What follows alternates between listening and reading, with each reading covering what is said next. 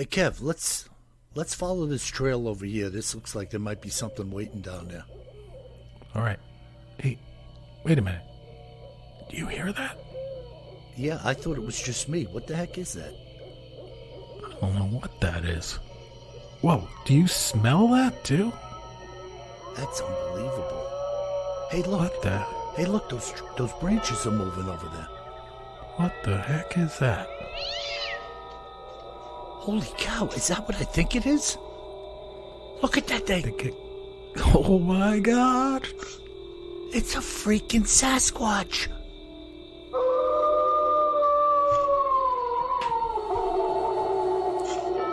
Welcome to the Bigfoot Terror in the Woods Sightings and Encounters podcast. I am your host, W.J. Sheehan. Hello, everybody, and welcome once again to our show. My name is W.J. Sheehan, author of the series Bigfoot Terror in the Woods Sightings and Encounters. All these books, volumes 1 through 9, are available at Amazon in paperback and ebook, and at Audible, volumes 1 through 8, in audio format. Audible, iTunes, and Amazon, you can pick them up at. And without any further ado, let me introduce you to my brother and co-host, KJ Sheehan. Kev, how are you? I'm doing great, Bill. I mean, the good news is, last night I watched the old Rankin Bass Rudolph the Red-Nosed Reindeer special, and the extra good news is I no longer sound like Rudolph with the mud on his nose. Unlike the last podcast that we recorded. Yeah. That was pretty. That was spot on the list. You know, I'm kind of saddened. If I knew that was on, I would have. Did you have like a DVD of it or something, a DVR, or what'd you have? No, we were just flipping through the channels, and it was on. So it's like, if that comes on, you got to stick with it. You know, when it's the middle of December, coming up on Christmas, and you see Rudolph, you're like, all right, we got to watch this. I always get a kick out of that. You know, it was such a one-shot deal. Definitely a classic animation, you know. Absolutely. And Yukon Cornelius, I didn't realize that he's carrying a big revolver in his belt, like a 44 Magnum or something. Yeah, nickel-plated with like an antler-based handle. Yeah, there's a dude that had respect for the abominable snowman. No doubt. Super cool. Always carry more gun than you think you're going to need, Cornelius. Yukon Cornelius! Did you know Bumbles bounce? That was classic, you know. Yeah, next time you see it, check out what he's got tucked into his waistband there. Like, whoa. Yeah, you know, I was watching an episode of American Pickers one day, Kev. Oh, yeah. I like that show. And they ran across some dude that had a couple of pieces from that animation. Oh, like the real deal. Yeah, and I was shocked when I saw that because, you know, those creatures, those little Rudolphs and Cornelius and the Bumble, the reindeers were like 3 inches tall. Oh, wow. And, yeah, I mean, these were little things that they were posing and moving around with close-ups on camera shots, I guess on some tabletop or something. Yeah. And really remarkable. That whole thing with Burl Ives in the beginning. Now, all the young people, nobody knows who Burl Ives is, but he did the songs, and he was the voice in the background. Cool. Yeah, he was. That was spot on, man. A total classic. By the way, I didn't tell you, but I have an 8-foot-tall abominable snowman inflatable up in a river birch tree in my front yard. Nice.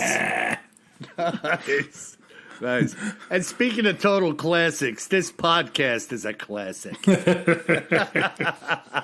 So before we get into cryptids and other oddities in the news, I got to tell you a little story, Bill, that I didn't share with you.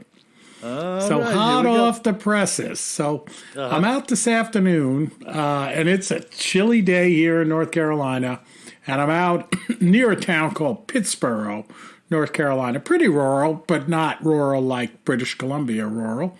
And I meet these two guys. They want to play golf. I don't know them real well, and I haven't played golf in like 6 months. But I'm like, hey, the sun's out. If I could go play golf rather than do chores around the house, I'm going to play golf.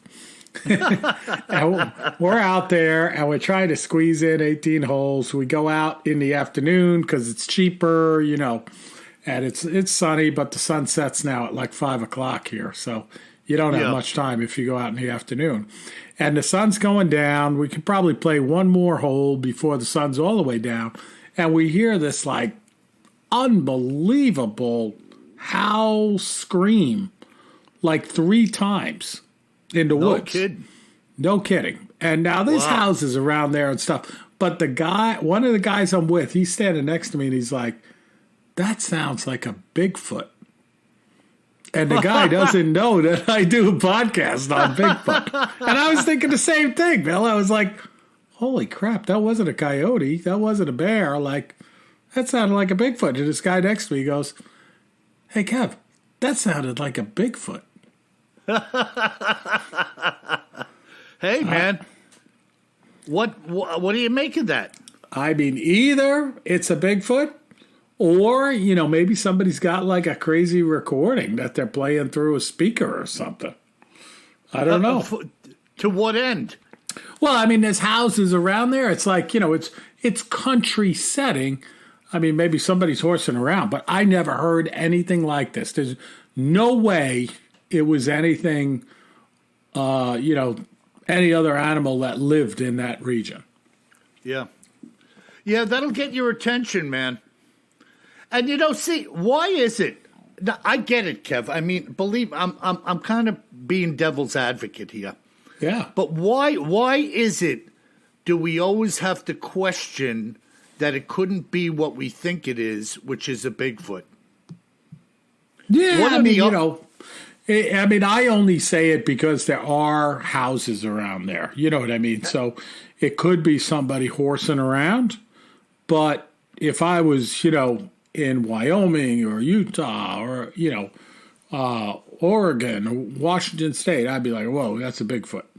Right. So I only question it because there are houses around there and stuff like that. But it was really loud and really weird, and it was 3 times within like 3 or 4 minutes.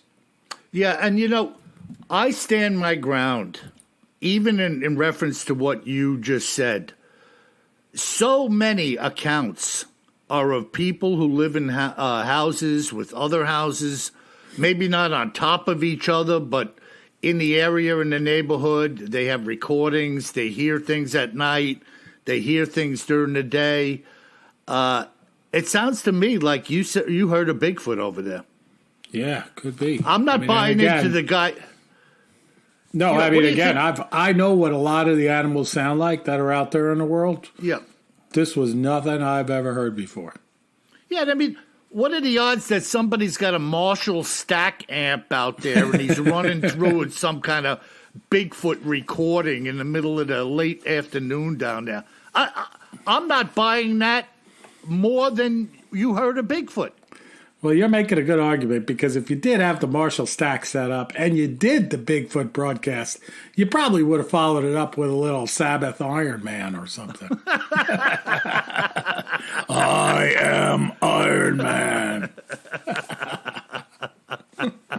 I mean, if you got the whole setup going, why not do something else too? Yeah, if you're going to do it, Wow, that is exciting. I mean, really legitimately exciting to me. It was cool, and it was pretty dark. We were laughing at one another that we were trying to play one more hole because, it was one of those, and you've done it, Bill, where you hit the ball off the tee and you can't even see it. Like you have no idea if it went to the right, left, down the middle, or behind you. Yeah, and listen, Kev, look, we've got accounts here of people living on properties and Bigfoot going in their barn or looking in their windows. What does it matter that there's houses around? I guess so, yeah. People find them walking around their house, the account of the dog thrown up on the roof, the guy getting his venison ripped out of his meat locker in the barn behind their house. Yeah. I mean, I got the beekeeper, the this one, the that one, the this one. I mean, it's hundreds of them where these things were roaming. How about the guy in New Jersey whose sausages got taken off the platter next to his deck? I mean, houses. The guy whose dog was ripped off the chain, and they found a footprint in the mud. I remember that one. The chain's there broken. Yeah. Yeah, that was a residential neighborhood per se. Yeah, don't tell Martha about that one. Oh, I'm just saying that these creatures have no respect. I mean, it seems to me that they're getting pretty used to being around humans, and that humans could be a food source or whatever. Interesting things to look at, things to play with. It's a weird thing. How about that couple up in Maine that found their garden spade shoved up to the hilt in the tree 9 feet off the ground? Think about it. Explain that one. Yeah. Yeah, think about it. I mean, I think you guys heard of Bigfoot today, and it was confirmed by the guy with you who just said, hey, Kev, that was a freaking Bigfoot.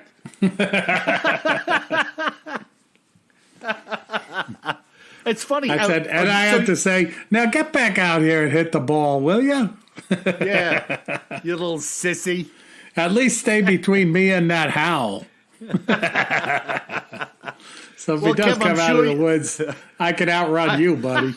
You took the words out of my mouth, bro. I was going to say, I'm sure you could outrun that dude. Good luck, pal. Get out there and hit the ball. Go ahead, keep going. Enjoy my golf clubs. Bye. Here's another ball in case you need it. See ya. That is incredible. That really it was something else, man. Wow. Cold, dark winter evening. If you ever get a chance, and you're back at that golf course, is that someplace you've been before or no? It was my first time, but I will go back there. It was pretty nice. Yeah, I was going to say, man, if you could, if you really got the chutzpah to do a little chatting with some of the people, maybe in the clubhouse or... Oh, yeah, that's true. Ask them if they ever heard that before, yeah. Yeah, raise the bar a little bit, because this is how I get involved with a lot of people. I instigate the conversation, knowing fully that people are going to walk away from me, most of them, and say, that guy's a freaking weirdo. But it's the only way to break the ice, to get right into the heat of it, which is, have you ever seen a Bigfoot? Do you hear of any Bigfoot around here? Any howling noises?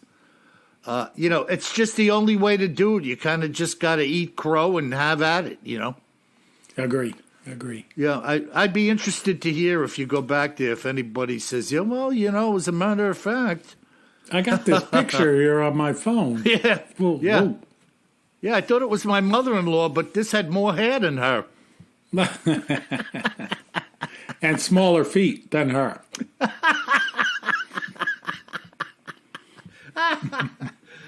So, brother, what do you got today in our cryptid?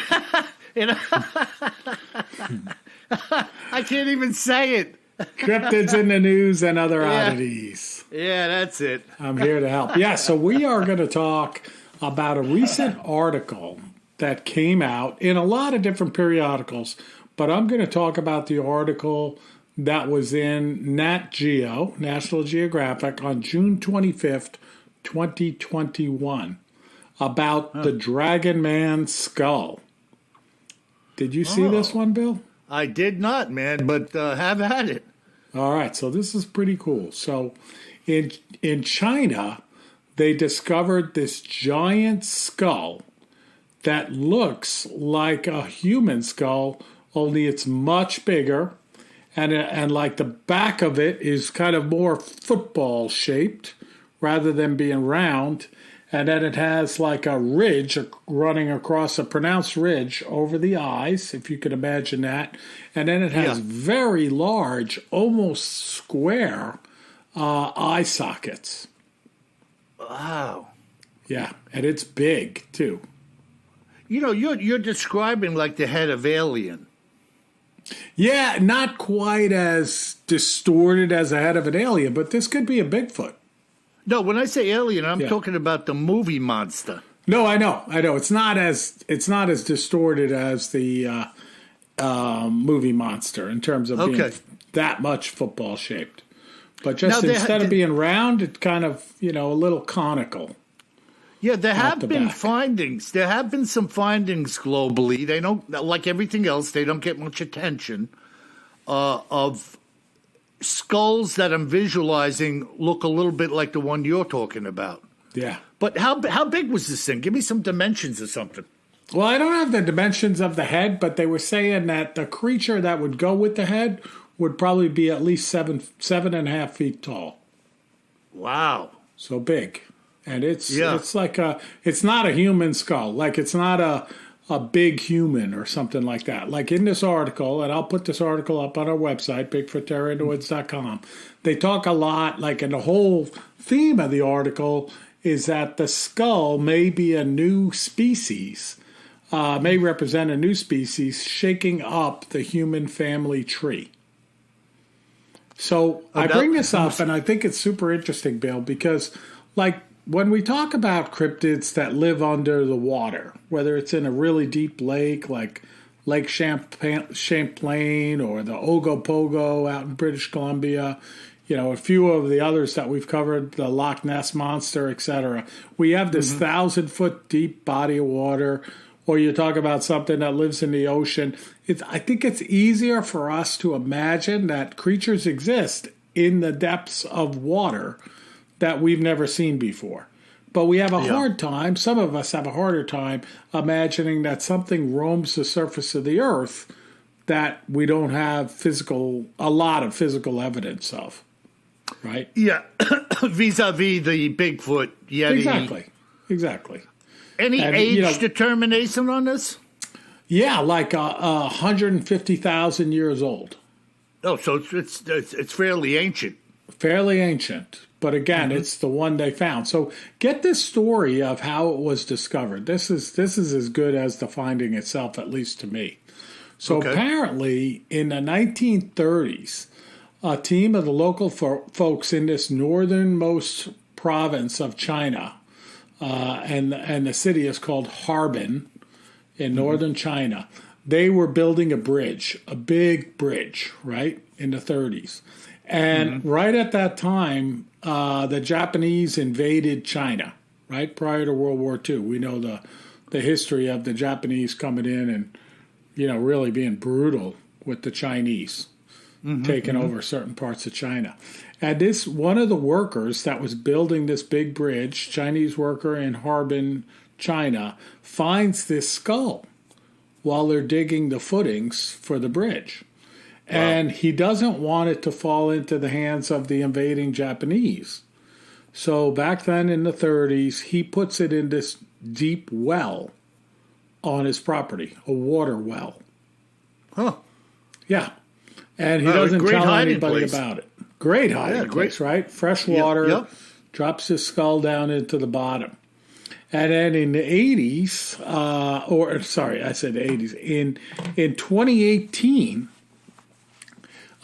his grandkids or great-grandkids, whatever it is, they learn of the fact that their relative put this skull down the well. So they go looking for it. No one knew about it from the 30s until, probably 2017, 2018. And they find the skull exactly where it's supposed to be. And it's in perfect condition at the bottom of this well. Well, I guess it was a dry well? No, it had water in it. Wow. But, it's just fresh water. It didn't bother the skull. No, but I mean, them getting it, I mean, what they use, I don't know like how they got hooks? it. I don't know how they got it. But, it's like a well, like, you could drop buckets down in and stuff like that. You're just not looking for anything in the bottom of it other than water. So they get this skull. They end up donating it to the museum. They have a bunch of folks, scientists, investigate it. And basically they're all saying this thing is spectacular. But the only debate is whether it's a new species or an extension of another species. Yeah, but it's pretty... Have you seen it? I did. Pictures? Oh, yeah. It doesn't look human. I mean, it looks like it's a a relative of human, but it's got these like brows, like curved brows over these large eye sockets that are nothing like a human would have. But it's a full skull. Dimensionally, how big are the eye sockets, would you say? Oh, boy, I don't know. I would say twice as big as ours. Wow. Yeah, that's substantial. Which is also interesting, that. Yeah. Yeah. And they're calling it the Dragon Man? They call it Dragon Man. Yeah, I don't know why. I guess, dragon, Chinese, something, Wow. I don't know. But that's what they call it. You take what you can get, right? But too bad at that time they couldn't have spent any more time and uncovered additional skeletal remains if they were available. Yeah. But I'm sure there was other stuff there other than the skull, right? Well, you know what, Kev? If there's one, there's more. Yeah, and more pieces, too. Yeah. And, getting back to remnants of Bigfoot, you know me, I've always said they bury their dead. Yeah. And that doesn't mean that others haven't been found. I also believe that others have been found. We just don't know about it. And if you think I'm a conspiracy theorist, there's conspiracies going on around us all the time, even today. So, yeah, I do believe in conspiracies to keep information from the public.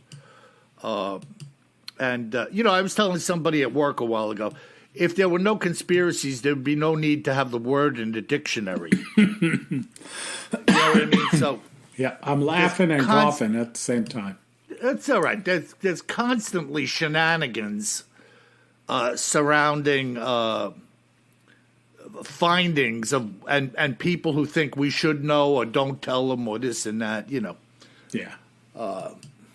Anyways, I don't want to get sidetracked on that, but it just made me think of the incidents of digging up a Bigfoot skeleton, and who knows how many of these dragon men were around, and here's just one skull found digging a bridge in the northern provinces of China are just like there's nothing there.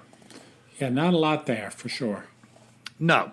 So the odds of people digging there, which is why I always say, maybe if they build a shopping center at the base of Mount Oki, you might find a Bigfoot buried there when you're using your backhoe.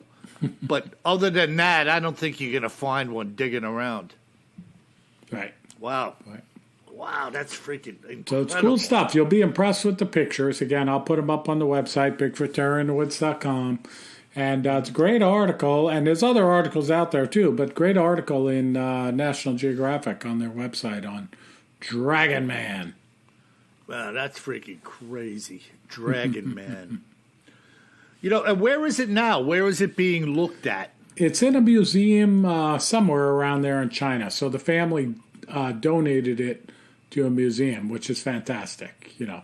So yeah, good thing to do. Not in somebody's garage. Right, to protect and preserve and let... I mean, like your garage, Bill, with all those Bigfoot skulls. Like someday you got to donate them to a museum. Yeah. And the Bigfoot on the Harley. Well, yeah. You got... Yeah, it's got to be. He belongs there.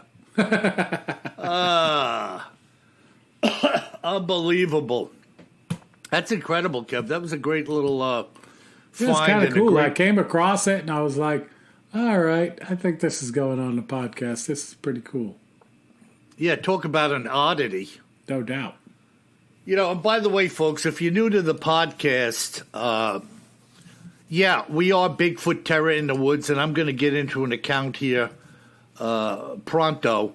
But we're kind of digging on everything and anything odd and unusual in addition to the Bigfoot creature, which is number one on our hit parade. But if you like that kind of stuff, you're going to hear it here, and Kev just gave you an excellent demonstration with the Dragon Man. That's cool, Kev.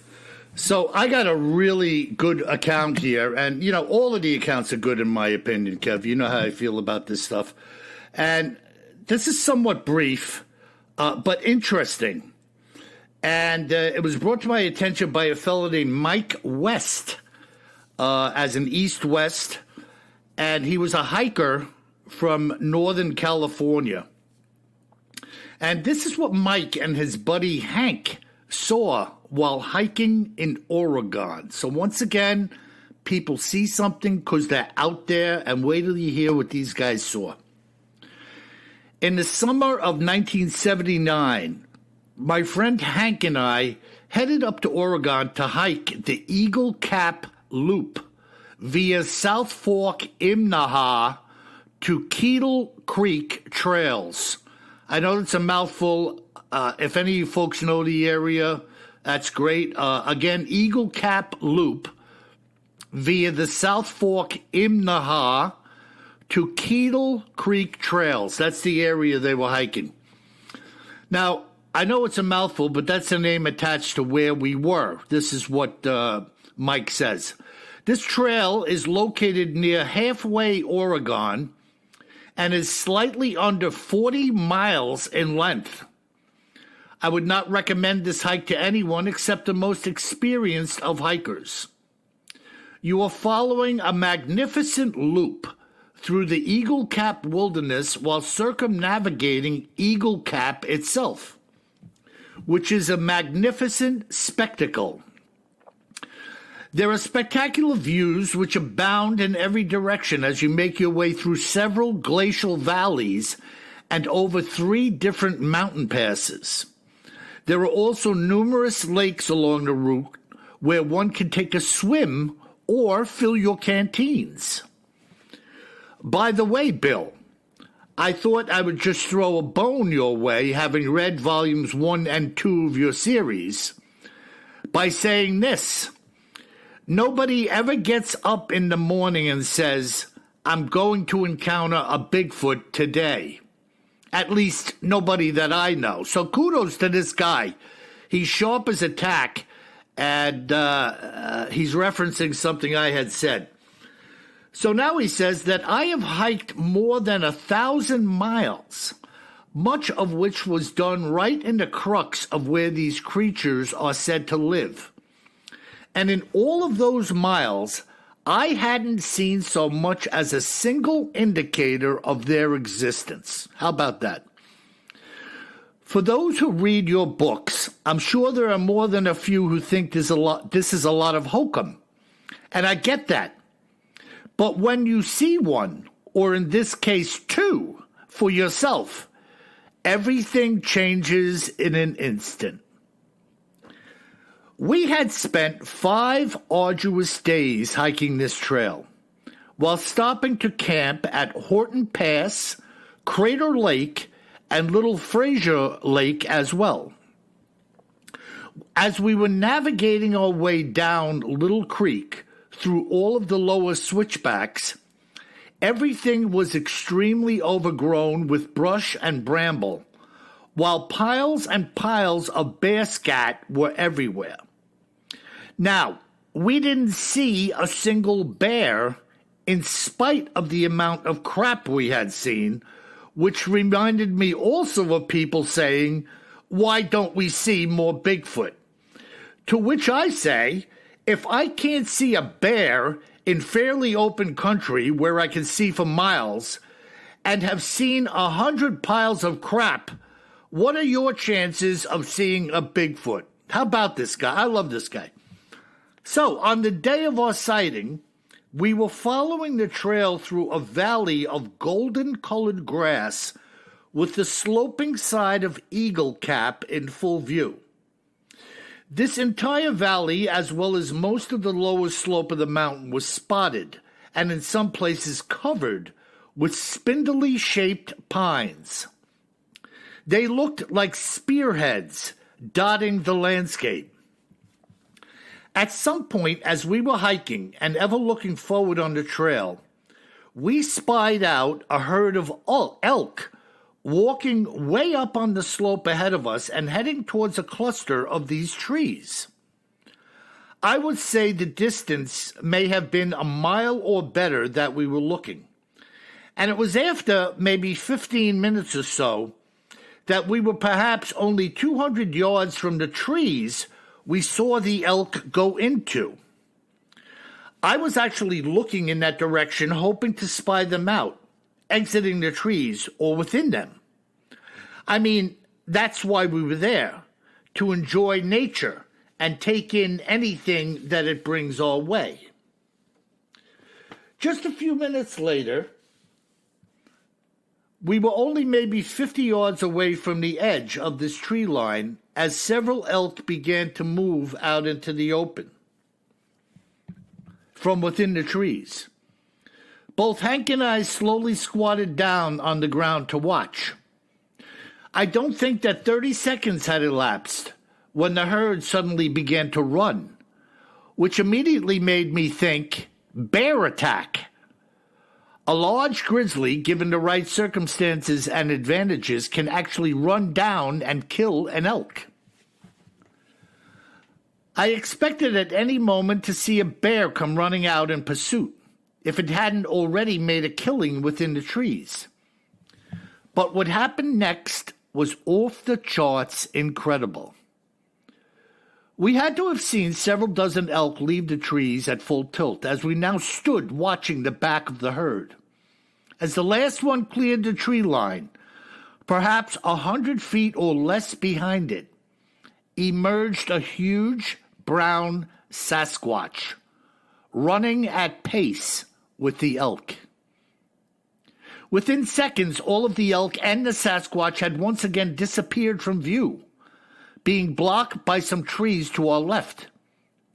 And Hank and I launched to our feet in the hope of getting this all back into view.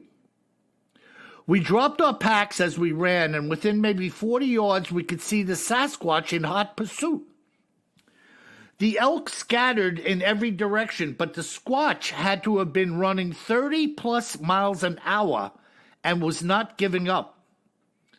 The action was leaving us quickly, going into the distance, when we saw a second Sasquatch come running out into the fray of elk. There were now 2 of these beasts running after the herd. What we saw played out for maybe 15 seconds or so before all of the beasts had run into the brush and trees out of our view. That was including the 2 Sasquatch. We kept looking and hoping that we would either see the elk or the Sasquatch again, or perhaps hear something. But nothing occurred. We stayed there for almost half an hour before we saw some elk up at a higher elevation walking along, and that was it. Not wanting to stay in the neighborhood with 2 Sasquatch looking for food, we hightailed it out of there. I don't think either of us ever hiked so fast and hard in all of our lives. If I may, Bill, I'd like to say something to all the people who may either hear or read what I have just told you. People think that they would like to see one of these creatures and take a few selfies. When I tell you that I was fearing for my life, that is an understatement. In hindsight, it was actually foolhardy to run into position trying to get a better look.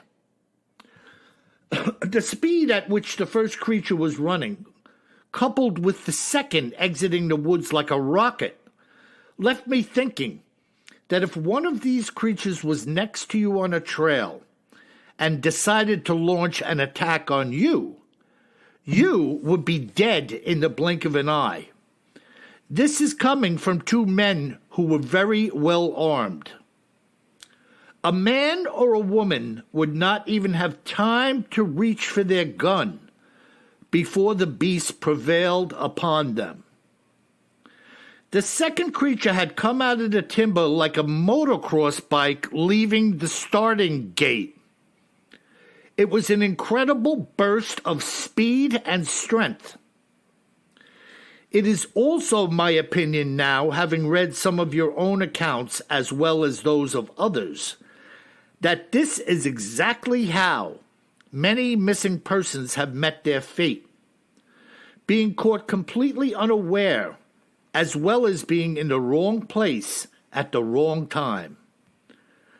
The first Sasquatch appeared to be at least several feet taller than a large bull in the herd, and actually dwarfed some of the smaller animals.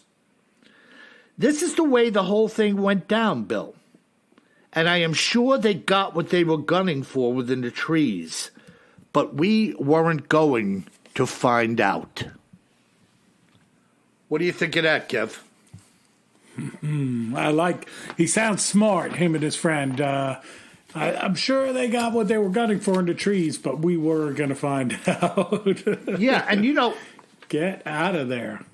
Painfully, he went through his own thoughts about during, before, things he's read, things he's heard. And I like that he reminded me that nobody gets up in the morning and says, I'm going to see a Sasquatch today. Right. He realizes... Or if you do say you're going to, if you say you're going to, it's not going to happen. Well, said another way, you can't plan it. Yeah, and the fact that he was being so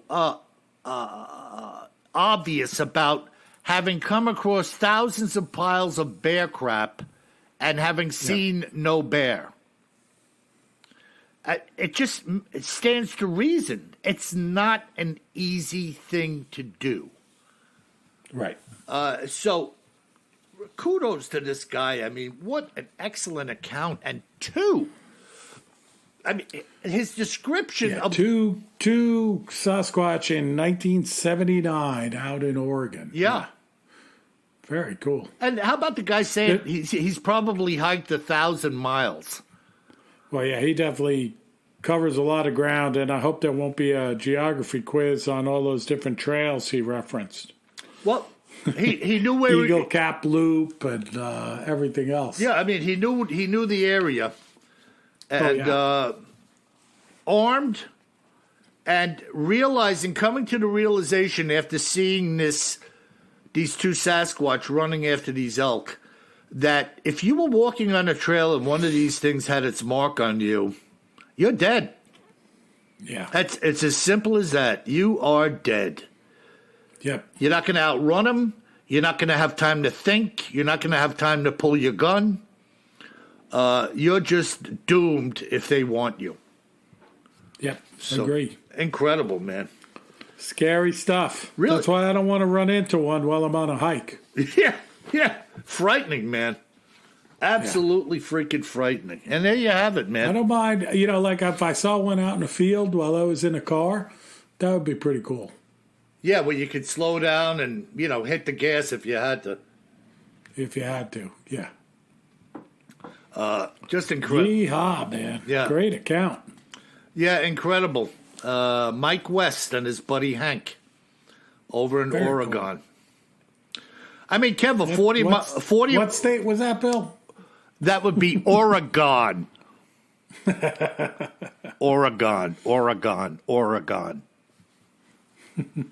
Or Oregon. Depending, whether you're from Long Island or where else, Kev? Montana. Exactly. Big sky. Big sky country, brother.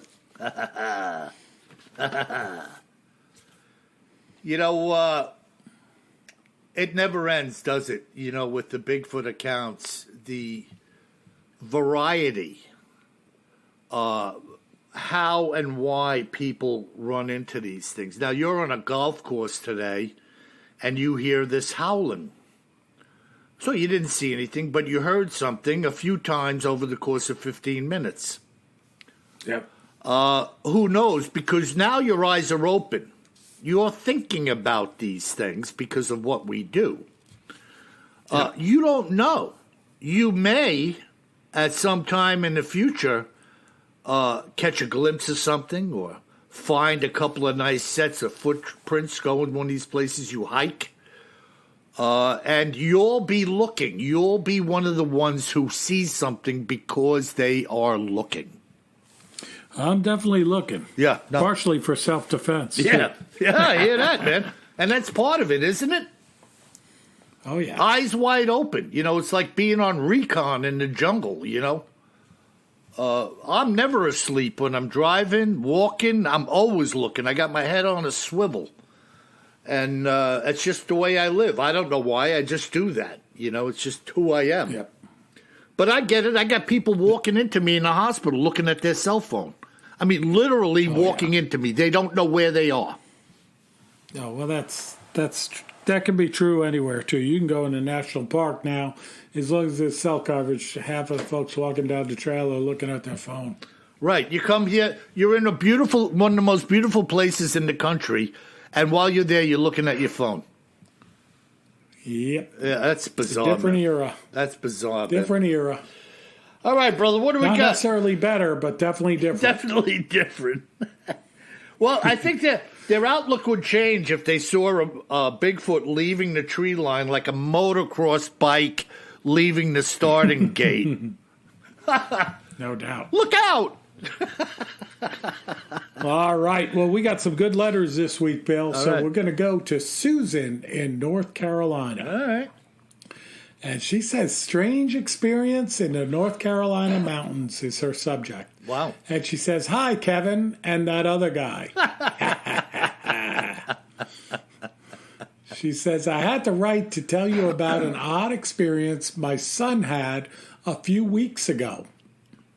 One night, while talking, he suddenly changed the subject and said, Mom, what animal can throw rocks at you? And she says, I was stymied for a second. Then he told me the following story. He's a student at Western Carolina University and lives off campus. And Bill, Western Carolina is in a town called Cullowhee, North Carolina, out in the western part of the state and really in the middle of nowhere. Okay. I've been out there for like marching band competitions and stuff like that when the kids were in marching band. And it's a beautiful area, but there is nothing out there. Right, right. So not shocking that this story comes from there. Uh-huh. And he says he and his roommates made a late-night trip to their rented storage building on the outskirts of town near the river. There were about 5 young men there, and they were moving their items into the building. Something began to throw pebbles, one at a time, on the roof right above them. Huh. Each pebble hit what sounded like the same spot over and over again. There was no one else there, and they walked around searching for the culprit. They could see each rock come from the wood line on the hill above them and hit the roof over and over. Spooked, they brought out pistols, saying to whom might be listening that they were armed and prepared to shoot if necessary. Uh-huh. The rocks continued coming, even when the 2 weapons were plainly displayed for anyone to see. When the guns didn't deter the rock thrower, the young man locked up the building and left, rocks still coming down, one by one. My son stated that the precision of the rock strike was incredible. He doesn't believe in Bigfoot, but it sure got him thinking. To my knowledge, they have not been back to the storage building at night. I sure do love the show, and I'm buying books for Christmas gifts. Yeah, yeah. Please don't review my last name. My son would be furious at me if his other buddies thought he'd be hanging with Sasquatch. Thank you for the great show, Susan. Yeah, now, Kev, I contacted Susan, and I haven't heard back from her. Susan, if you're listening to this podcast, I'd really like to talk to you in person and perhaps even talk to your son if he would be willing to talk to me. But, my friends, if you don't believe in Sasquatch, what exactly do you think in the middle of nowhere was lobbing little rocks onto the roof with precision? Well, and especially kept doing it after they took their guns out. That's right.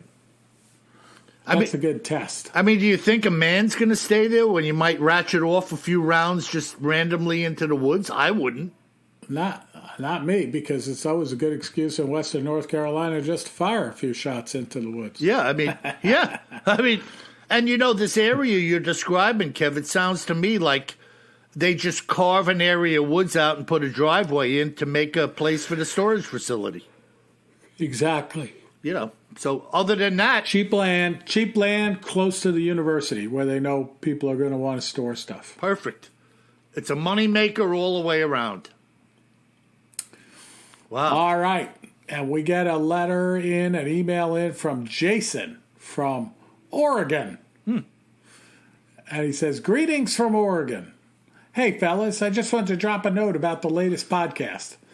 Billy Gibbons was the guitarist from ZZ Top who recently passed away. And the song in question was LaGrange. As for WJ's comment about a three-piece act that sounded so good, I highly recommend a certain band from up north. Rush, my personal favorite. Loving the podcast as usual, and I was surprised to recently hear WJ properly pronounce the great state of Oregon. That said, I acknowledge that by commenting on that very fact, I may never hear it pronounced that way again. Thanks for all you guys do. It really does bring a lot of joy to my life. Jason in Oregon. Yeah, so let me say this to Jason. Where does he live, in Oregon? Kev, several different people have all commented on a different member of the band having died. So if that's the case, the entire band is dead. No, I think it is Billy Gibbons. Yeah, I'm just saying. Three different people. I agree with Jason. One named a bassist, one named Billy, one named a drummer. So I know. I saw those letters too. It's kind of, yeah. I don't know. Maybe they're trying to trip us up. If you and got folks, it's not time. that hard to trip us up. You don't have to work that hard. Well, now I might be mistaken. Just let me know. Very good. I love that stuff, man. When I first heard them, what was the album? Beer Drinkers and Hellraisers? That was the first one that came back. Yeah, it was a long time ago, man. They're good. They're good, though. Yeah, and then you see them, and you're like, "All right, this is cool." Yeah, couple of good old boys. No doubt. No doubt. Wow, Jason. No. Rest his soul, Yeah. Billy Gibbons. We're glad you chimed in with us, Jason. And I commented to Jason that Rush wouldn't have been my favorite. Bill, we didn't talk about that, but I'm not a Rush fan. Yeah, I mean, I okay, they're great, but I've never had a Rush album, CD, record, whatever. And Geddy Lee, I'm sorry, I'm just not a big fan. Do you have a favorite, Kev? If somebody said to you a favorite band of all time, can you name just one, or is it a handful? I could name one. All right, what would that be? Led Zeppelin. Led Zeppelin, favorite all time. Favorite all time. Wow. Yeah. Okay. All right. See, I only regret that I never got to see them live. I think that would be unbelievable to see Zeppelin live. Yeah. Well, it's funny, not to get sidetracked, and I won't stay on this. Jimmy Page, when he formed that band, he wrote up the paperwork. He's a pretty smart guy, pretty stupid and pretty smart at the same time. He wrote up the paperwork. It was my understanding that he owned half of the band. Oh, really? Like 50% of the worth of whatever would happen, So as it went forward, I guess he cleaned house, Yeah, who knows? How about you? Favorite band of all time? Well, I'd have to say that I have a lot of them. I think the Beatles. Yeah, I would have guessed you would have said the Beatles. Yeah, I have a lot too. Don't get me wrong, yeah. But I just think Zeppelin was just way ahead of their time. Yeah, and different categories too. I have my favorite Motown stuff. Sure. I've got the Brits, and more of them. I think overall, a band like Zeppelin, a band like the Beatles, had a lot of work. There are a lot of bands that I really liked a few pieces that they did. Right. I was a big Bowie fan. Jethro Tull, Marshall Tucker, Lynyrd Skynyrd. You know, there's tons of them who I like a lot of what they do. But overall, for a giant catalog of work, there's only a few people that have accomplished that, you know. I agree. Awesome. Good stuff. All right, we're going to go to our last letter, Bill, from Clayton. He doesn't say where he's from. And the subject is Pigman. Oh, the pig. In reference to our last episode. Uh-huh. He says, if I catch Pigman wandering around my woods, I'm going to turn his butt into pork rind. Always carry more gun than you think you're going to need. Yeehaw! And by the way, flamethrowers are now acceptable. Yeah, God bless the USA, Clayton. Well, listen, Clayton, if you're going to make him into pork rinds, you're going to have a flamethrower. Exactly. Roast him. I love that Give stuff. him a roast. Yeah, that's Really right, good. brother. Come Really get good. some. Yeah, come and get some. I'm still Awesome. I'm still thinking about I want to say Yosemite Sam, Yukon Klondike. What was the guy's name, Kev? No, Yukon Cornelius. Yukon Cornelius. Yeah, I can see his You face. know this bumble's hungry. Come on now. Put a little heart into it. Oink, oink, oink, oink, oink. All right, folks. Well, that's a great podcast. Thank you so much for listening, and thank you for those 5-star reviews. Keep them coming. If you haven't given us a 5-star review lately, please do so right now. It's virtually the only means we have for luring and bringing new listeners to our podcast. Thank you so much. Yeah, and if my buddy Deacon Warren is listening, hope you're doing okay, Warren, all right? And folks, keep praying for my wife. She's doing better, but do not stop. And by the way, if you should find yourself hiking near Eagle Cap Loop via the South Fork Imnaha to Kettle Creek trails, you better take Mike West's advice, my friend, and always carry more gun than you think you're gonna need. Sleep tight.